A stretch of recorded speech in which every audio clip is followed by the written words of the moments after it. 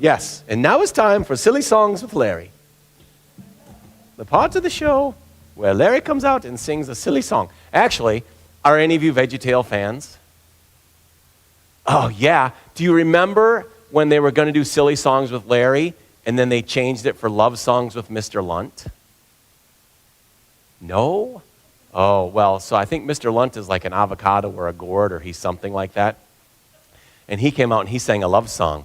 And his love song was the cheeseburger. And so it goes like this. Is this being live streamed? Yeah, it's very entertaining. Hi, Mom. Hope you enjoy my song, my VeggieTale song. So he goes like this. He said to her, I like a cheeseburger, and I might like a milkshake as well. She said to him, I can't give you either. He said, isn't this Burger Bell? She said, yes, it is, but we're closed now. But we open tomorrow at 10. He said, I am extremely hungry, but I guess I can wait until then, 'cause you're his cheeseburger. Yeah, you guys don't know that song. Well, so the rest of the song goes, time out? She's calling me. She's canceling the play. But the rest of the song says, I'm not going to sing it, I'm just going to tell you. He stayed at the drive-thru till sunrise. He may have dozed off once or twice when he noticed a billboard for Denny's, bacon and eggs at half price. How could he resist such an offer? He really needed something to munch. Cheeseburger, please do not be angry. He'll eat and be back here for lunch. That's funny, Chrissy. Okay. Well, anyway, we are continuing the series in Ecclesiastes. The title of the series is Why Am I Here? Because it's the question that really is going on in all of us, even when we don't know it. Like, why am I here? What do I do? What is the purpose? What is the meaning? We all kind of look for some reason. I've quoted lots and lots of songs. I'm sure I quoted the song, I believe it was Poison, one of Paul's big hair bands in the 80s.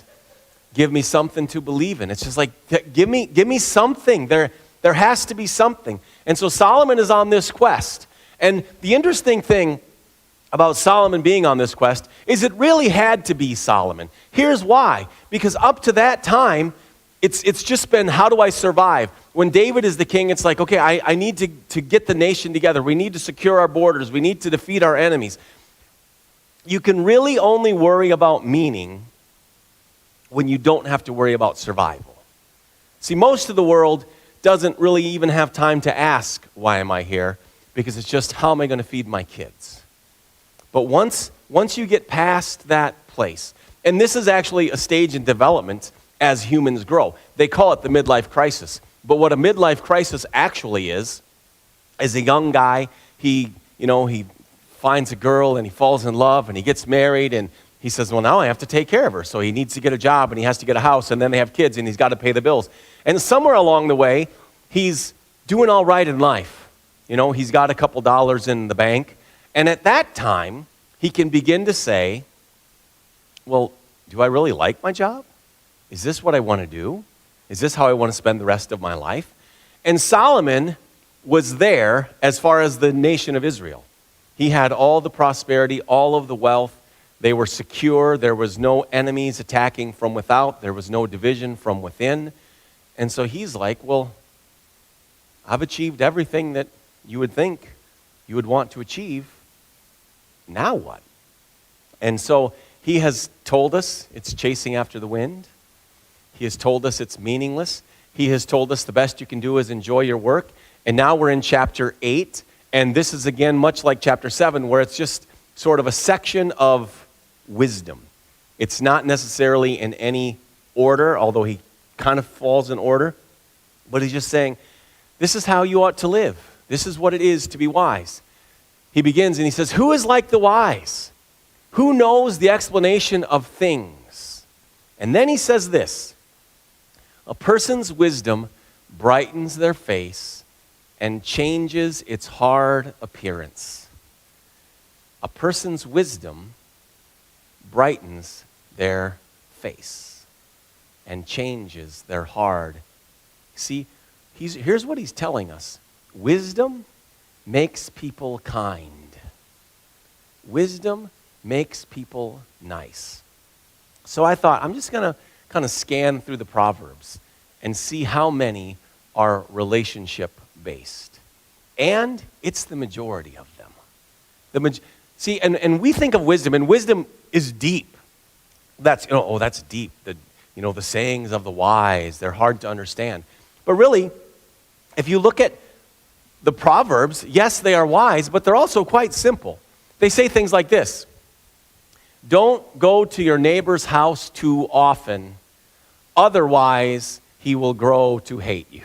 It's like, yeah, that makes sense. When I was in college, and I don't know, I'm sure you've all had experiences like this, there were certain people that didn't seem to have that thing that says it's time to go. There was one guy in particular, he would never leave our room. We would get in bed, we would turn off the lights, we would hey, when you leave, just lock the door. And he would just stay. And we're like, no, that when we get in bed and turn off the lights, that's a sign. We're trying to, do not set foot too often in your neighbor's house, lest he grows to hate you. Think about all the other Proverbs that are, in fact, this one. The kindest kindness of the wicked is cruelty, but the wise even take care of their animals. See what he's saying? It's like the wicked, they just can't be kind. It's not in them. It's not there. But the wise, they even are compassionate to animals. And here he is saying, wisdom brightens a person's face. The more we understand wisdom, the more we understand God's ways, the more we understand how to relate. And the Bible is filled with wisdom. We can all grow. One of my sister's favorite characters, in all of fiction at least, was Uncle Matthew in Anne of Green Gables. Any of you ever see Uncle Matthew? And he was played by this actor, and he just had this kind face with these beautiful blue eyes. And his sister, she was kind of as my uncle would say, a bit of a biddy. Does anyone use the word biddy anymore? Has anyone heard the word biddy? Okay, there's a couple nods over there. Mitchell's like, I think he's making words up. And he just cared for Anne, and there's this one scene where he wants to buy her a dress because, I don't know, she wants a dress for some reason. And he goes to the town store, but he's too embarrassed to say he's buying a dress. So he buys 50 pounds of flour and bushels of this and that. And then he goes, why don't you give me that dress back there? But there was something just kind about who he was. A man's wisdom changes his hard appearance. And then he says, obey the king's command. And I've been thinking about this quite a bit because right now a lot of stuff is going on. You guys might have noticed. Obey the king's command, I say, because you took an oath before God. And in our form of government, like our elected officials, they're elected officials. And at some point, we have a chance to do something about it if we like them or if we don't like them. But if you grew up with a king, guess what? You don't have that option. The king does what he wants to do. He's the king. And think about all the kings that Israel had, all of the evil kings Israel had. And if you are living in Israel, you are stuck with an evil king, a king who is worshiping Asherah and Molech and Chemosh. And Solomon says, obey the king's command, I say, because you took an oath before God. Do not be in a hurry to leave the king's presence. Do not stand up for a bad cause, for he will do whatever he pleases. Since a king's word is supreme, who can say to him, what are you doing? And think about the people in the Bible that we look up to, that are our heroes. Daniel, he's second in command to Nebuchadnezzar. Nebuchadnezzar is not really known as a wonderful, good Christian man. Then Daniel became second in command to Cyrus. Then there was Joseph. Joseph was second in command to Pharaoh in Egypt. People have always lived in crazy times. In fact, I think you could write a history of the world called Crazy Times, because it goes from crazy times to crazy times to crazy times to crazy times. And you might have little periods of sanity followed by more crazy times. You have wars and rumors of wars and Genghis Khan and the Roman Empire. And then you have the Protestants and the Catholics fighting in the 1500s. I was like, this is crazy times. And people come to power and other people come to power and then people kill people in power. This is just the history of the world. And he says, a king's word is supreme. Who can say to him, what are you doing? He's over you. Whoever obeys his command will come to no harm. And then I love this part. And the wise heart will know the proper time and procedure. Because there is a proper time and procedure. There is a way. Remember chapter 3. He said there's a time for everything. There's a time to be born and a time to die. There's a time to sow and a time to reap. There's a time to search and a time to give up as lost. A time to build and a time to tear down. And there is a proper time and procedure for everything. If you disagree with the king, because that's the context of this, there's a proper time and a procedure. Think about Queen Esther. She disagreed with the king, and she knew that disagreeing with the king could mean her life. And her uncle Mordecai says, Esther, if you don't do this, deliverance for the Jews will arise from someplace. And who knows, but maybe it is for such a time as this that God has put you here. And so she fasts, and she prays, and she puts on her fanciest gowns or whatever she was wearing, and I'm sure she put on some perfume, and she goes in to see the king, and he welcomes her. And then she doesn't tell him what she wants. He says, well, here's what I would like. Why don't you and Haman come and have a banquet at my place? Cool. They have a banquet. She doesn't tell him what she wants. She says, well, why don't you come tomorrow night, and we'll have another feast? And the king is like, that's pretty cool. And Haman is like, that's pretty cool. And then she makes her request known. There's a proper time and procedure. For there is a proper time and procedure for every matter. Though a person may be weighed down by misery. And here's why I like that line. Because guess what our number one excuse for being crabby or naggy or annoying or grouchy or bossy, or as my uncle would say, a biddy. Guess what our number one excuse is? Well, I'm having a bad day. Well, Solomon says, yeah, you know what? You may be weighed down with misery, but there's a proper time and procedure for every matter. And most of the time, the things that we want are good things. See, a husband and wife. The wife, she wants her husband to pay more attention to her. She wants him to listen. The husband, he wants his wife to be interested in things that interest him. He wants her to love to go bass fishing. So she has this good desire for her husband to want to spend time with her. And often, this is how she goes about trying to make that happen. Why don't you ever listen to me? That's not the proper procedure. That's not going to work. And the husband tries something just as foolish. There's a proper time and procedure. And if we learn how to do these things, it says in Proverbs, through patience, a bone is broken. A ruler is persuaded. There's a proper time and procedure. And Solomon is saying, yeah, this is the king. And you know what he can do? Whatever he wants. Who can challenge him? So obey him and realize there's a proper time and procedure for everything, even though a person's heart is weighed down with misery. Think about Nehemiah. He went before the king, and he actually was asking for something quite unreasonable. He wanted to leave his job, to go back to Jerusalem, to build the wall, and if possible, have the king fund it. That's a little bit unreasonable. But he had a plan. He prayed, and he prayed, and he prayed, and then one day, he chose to show the king how sad he really was. Because he says, I'd never been like that before in the king's presence. And the wall had been down for a long time, so we know he made a decision. This is the day that I'm gonna make my request.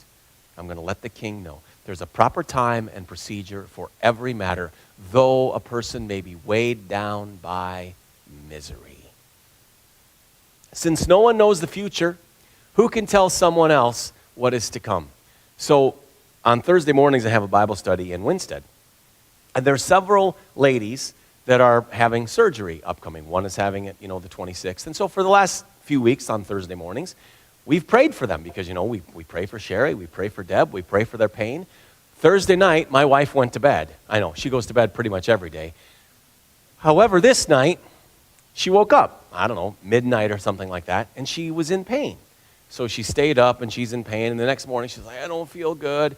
And so I made an appointment for her. We went into the clinic, 3 o'clock Friday afternoon, and they said, yeah, you should go to the ER because we think you have a gallbladder problem. So we go to the ER, and we're over there, and they're running tests, and they do CT scans, and they do that other thing. Now the word's gone. Like when you're having a not mammogram, ultrasound, yeah. Please do not ever let me do any doctoring on you. And they say, yeah, you need to have surgery. And so yesterday morning at 10 o'clock, my wife is having surgery to have her gallbladder removed. And I thought, how funny is that? Not funny like haha, but Thursday, we've been praying for these other ladies for weeks. And to think that my wife beats them both to surgery? How's that possible? Who knows the future? We don't know. I was talking with a friend of mine, and I don't know, something came up, and we just said, like, wouldn't it be kind of cool to be a bear? Like, just eat a bunch of salmon and then go to bed for 6 months? And then he said, Chris, you've never wanted to be a bear? And then he said, can you imagine if you woke up today from a 6-month nap? You wouldn't even recognize the world. Like, he's right. Since no one knows the future, who can tell someone else what is to come? We don't know. We have today. As we read last week, he says, when times are good, enjoy them. When times are bad, remember God created them both. We just don't know. As no one has power over the wind to contain it, so no one has power over the time of their death. And I know we read last week, he says, do not be overly wicked. Why bring your death before its time? We can shorten our life. We can. But we really don't have ultimate control over it. We can only do what we can do. He says, as no one has power over the wind to contain it, and no one does, so no one has power over the time of their death. And then he says, and this is kind of haunting, as no one is discharged in time of war, so wickedness will not release those who practice it. Wickedness doesn't let go. Some of the saddest stories that I've ever heard are stories that start like this. Well, I was kind of curious, so I thought I would try it. And that really never ends well. People are tempted by something, and they know they should stay away, but they don't. And then wickedness gets its hooks in them, and it will not release you. Just like no one is discharged in the time of war, so wickedness will not release those who practice it. Now there is freedom, because that's what Jesus does. But when we give ourselves over, it's a long road. It also says in the book of Proverbs that for those who are wicked, the day gets darker and darker and darker, and eventually they don't even know over what they stumbled. And have you ever heard people tell their story, and it goes a little bit like this after a whole bunch of it? I don't even know how I got here.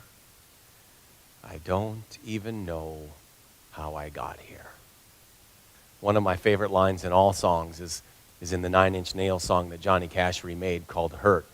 But the very end of the song says, if I could start again 1,000,000 miles away, I would keep myself. I would find a way. He's gone. Whatever he once was isn't there anymore. And as no one is discharged in time of war, so wickedness will not release those who practice it. All this I saw as I applied my mind to everything done under the sun. There is a time when a man lords it over others to his own hurt. And I would actually say every time we lord it over others, ultimately it's to our hurt. What's really interesting about this is the fact that Solomon wrote it, and his own son, Rehoboam, lorded it over others to his own hurt, actually to the destruction of the nation of Israel. See, the story goes like this. Solomon was a harsh taskmaster. He was. He drove the people. He demanded. They built and they flourished, but he was a harsh taskmaster. And when he passed away, his son Rehoboam became king. And then Jeroboam, the son of Nebat, who was the leader of the laborers, he would be like the union rep today. They all came to Rehoboam, and they said, Rehoboam, your father was a harsh taskmaster. If you will lighten our load, we, the people of Israel, will serve you all the days of your life. And he said, well, give me 3 days to think about it. So then he went and he talked to the old men who had been Solomon's advisors. And he said, this is what the people said. What do you think? And the old wise men said, you should listen to them because they're right. Your father was a harsh taskmaster. He was demanding. If you will lighten their load, you will win their hearts and they will serve you. It says in Proverbs, through love, a king's throne is made secure.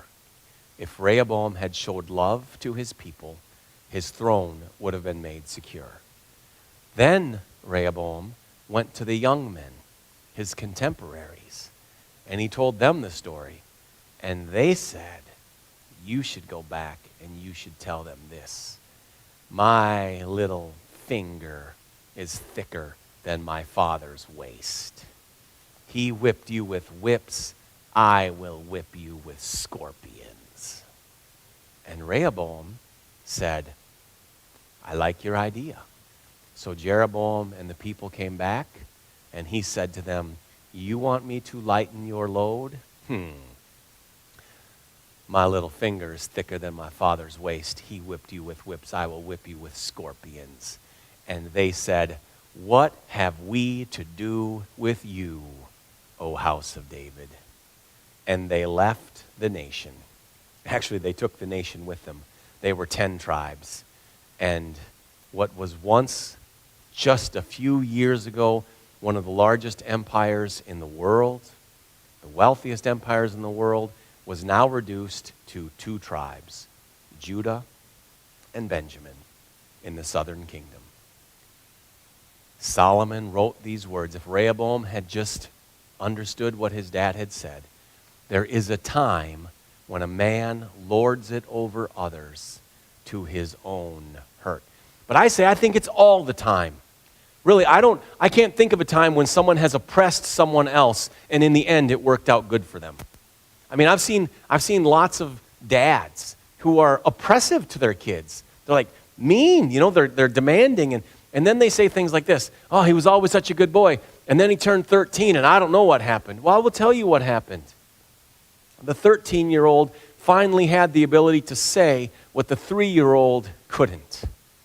So the 3-year-old had to. And now that he's finding his own, and this is what happens. It happens in all of our relationships. It happens all around. And remember, wisdom makes a man's face bright. And the kindest kindness of the wicked is cruel.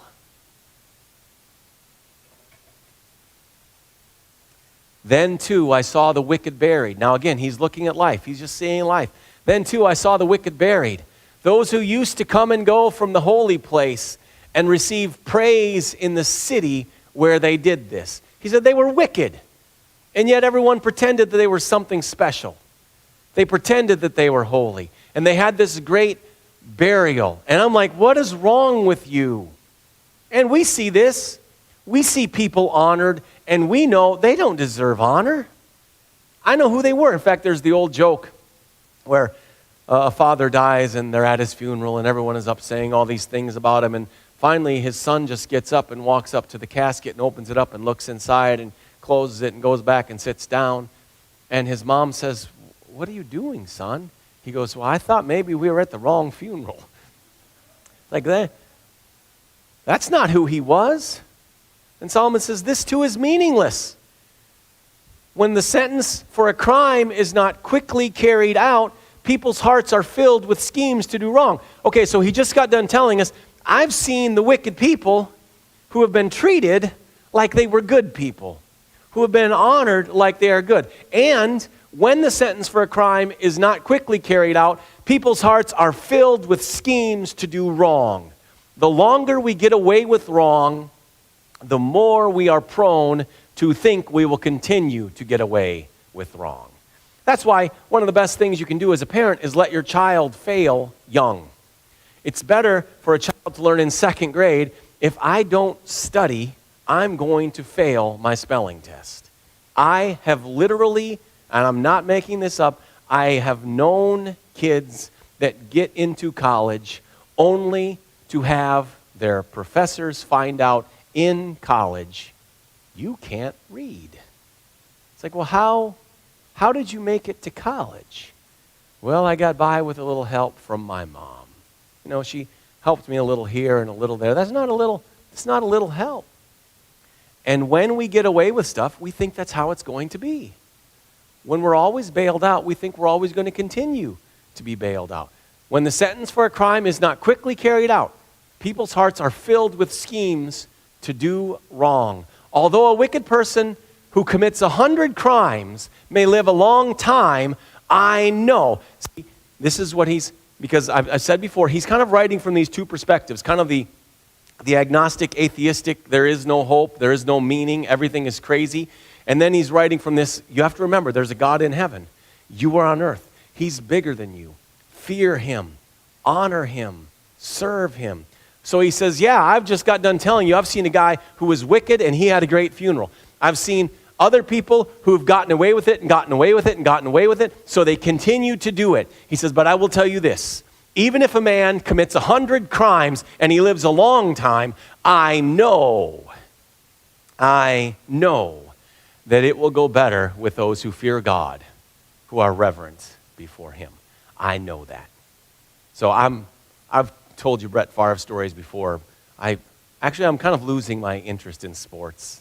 It's one of the COVID things, but I used to love Brett Favre. Oh no, I still love Brett Favre. He's retired, but so I remember one of my greatest Brett Favre moments was, I think it was 1992.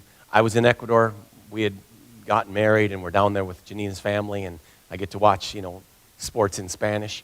And the Packers had to play the Detroit Lions, and the winner of that game was going to host the same team the next week at home for the playoffs. And this game was in Lambeau, and the Packers lost. And I was like, oh, I'm so sad. The Packers lost. If they can't beat Detroit in Lambeau, I know Doug is like, Detroit won a game? They did, Doug. They had some good years. Detroit beat Green Bay in Lambeau. And I was like, oh, man, if they can't beat them in Lambeau in the cold, they don't have any chance against them in Pontiac. There's the Dome. Barry Sanders runs like a cat. It's all over. So I'm watching the game, and the Lions are winning, and then Brett Favre throws interceptions and stuff like that. He only did that one time, I think. That was also a bad joke.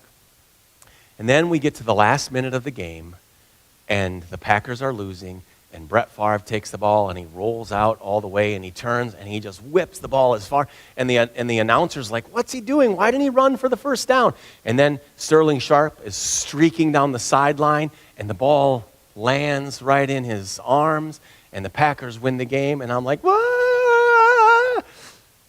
So, my beloved son, he bought me a VHS of that Packer highlight season, and there was a bonus of that game. And so Jude and I are watching it. He wasn't even born when the game really happened. So we're watching it, and afterwards I thought to myself, that was interesting. So I said to Judah, Judah, was I like kind of panicky when we were watching that video? And he says, no. I said, yeah, I didn't think I was. Because when it happened the first time, I was very panicky.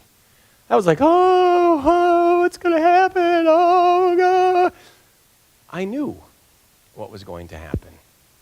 I knew that Brett Favre was going to roll out to the left and heave the ball as far as he could, and Sterling Sharp was going to race down the sideline, and the Packers were going to win. And because I knew how it ended, I did not have to be all panicky. And Solomon is telling us here, you do not have to be all panicky, because you may see the wicked and they may succeed. You may see people that do not deserve to be honored, and they are honored. And you may see people get away with wickedness for a long time. Well, let me tell you, I've seen the end, and I know that it will go better with those who fear God, who are reverent before him. Yet, because the wicked do not fear God, it will not go well with them. It won't. They may succeed for a while, but it will not go well with them, and their days will not lengthen like a shadow, because there is a God above. There's a God who is in heaven. He goes on, he says, there is something else meaningless that occurs on the earth. The righteous who get what the wicked deserve, and the wicked who get what the righteous deserve. And this too, I say, is meaningless. He says, I don't get it. I can't understand it. And there isn't meaning. I don't know why the wicked seem to prosper. I don't know why the wicked seem to have great funerals and are honored. I don't know why the ones who are righteous, they're struggling and they're doing the best they can, and it seems they can't get ahead and they can't catch a break. I don't know why the neighbor has a huge house and filled with cars, and he is on his 15th wife because as soon as he gets tired of one, he just moves on to the other. I don't know why you have labored and struggled and you do what is right. I don't know. He says it's meaningless, but it will go better. In the end, it will go better. And then he tells us these beautiful things. So I commend the enjoyment of life, because there is nothing better for a person under the sun than to eat and drink and be glad. And then joy will accompany them in their toil all the days of their life God has given them under the sun. He gives you days. This morning when you woke up, that was a gift. He gave it to you. He gave it to you. And he gives you the ability to enjoy it. It also says in Proverbs, God, don't let me be too poor, lest I sin and steal or do other things to get ahead. And don't let me be too rich, because otherwise I might begin to trust in my wealth and forget that I need you. There's kind of that sweet spot. Give us this day our daily bread. The Lord is my shepherd, I shall not be in want. He makes me lie down in green pastures. He leads me beside quiet waters. You know, we talk about the faith of a child. Jesus talks about the faith of a child. How many 5-year-olds do you know are really worried about being 12? They're not. They're just 5. Like, I was talking to Jeff Jarvis, and he was telling me stories about being a kid and how great it was. And he said, the biggest worry in my life was having to eat beets, because I didn't like beets. I mean, that's not a bad life. Like, what hardship did you go through today? My mom made me eat beets. It's like, that's a good day. Psalm is saying, just live like that. Just Be content. Enjoy. Eat. Drink. Find joy in your work. When I applied my mind to know wisdom, this is his end. This is why I called today's message, It's Too Big for Us. When I applied my mind to know wisdom and to observe the labor that is done on earth, people getting no sleep day or night, and that was before electricity. Can you imagine what Solomon would think now? There are people at Quick Trip working all night long. You know why? Because you might need gas at 3 in the morning. Because, who hasn't woke up and said, hey, I need gas. It's 3 o'clock in the morning. And maybe an orange and a cup of coffee. Look at what the world has become. It's this never-ending cycle of just more and more and more. I was talking to my wife this morning, and she asked what I was going to do today. And I said, well, obviously I'm coming to the hospital to visit you. And then I said, and I'm planning on going home and watching Columbo. And I realized why I love watching Columbo. And part of it is nostalgia, and my dad liked it, my mom liked it, and he's funny, and he's like, oh, one more thing. But here's the other thing I realized about Columbo. It is so slow. It is painfully slow. You'll watch an episode of Columbo, and you probably won't even see Columbo for the first 20 minutes.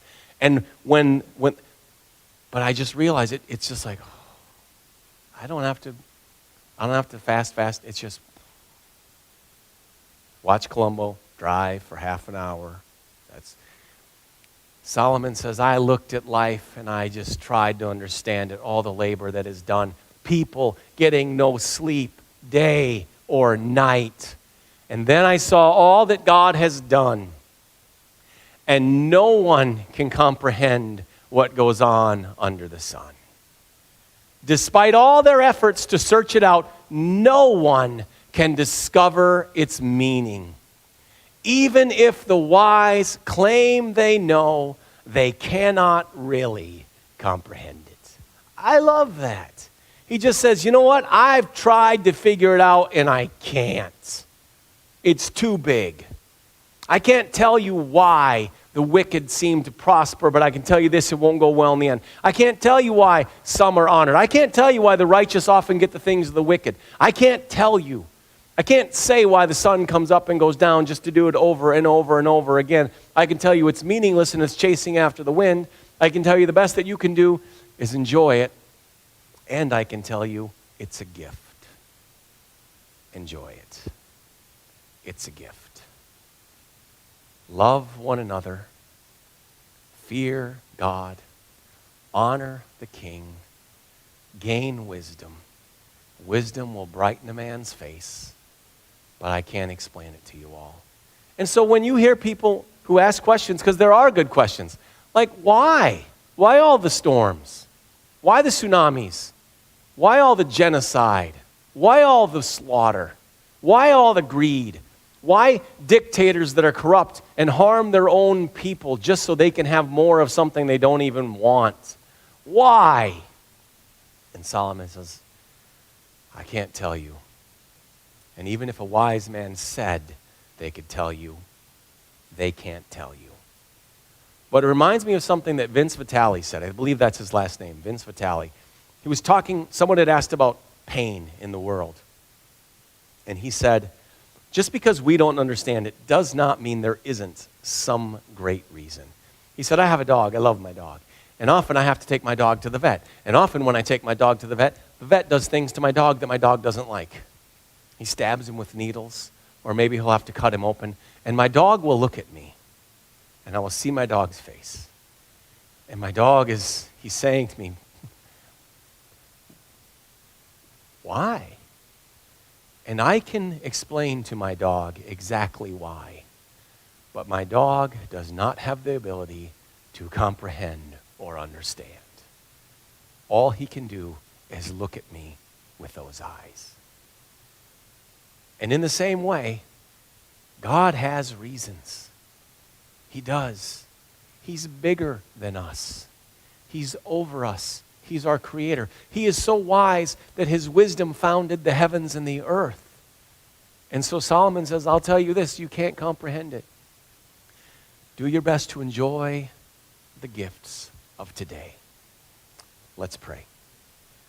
Father, I just want to say thank you for life. And I know sometimes it's heavy. And I know sometimes it's wearisome and there are burdens. But it's a beautiful thing. Thank you for laughter and joy.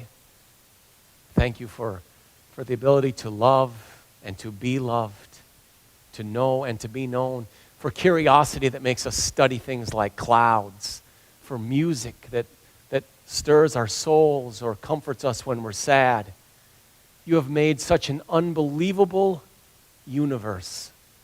And we know that your word says that our temporary sufferings are not worthy to be compared to the glory that will be revealed. We believe in you, Jesus. Jesus, it says that whoever calls on the name of the Lord will be saved. And we believe you. We don't always know how to work it out, but we believe you. And we believe that there will be peace in the valley, that the bear will be gentle and the wolf will be tame and the lion shall lay down by the lamb. And one day, we will be changed. We'll be transformed all the way. We will be like you.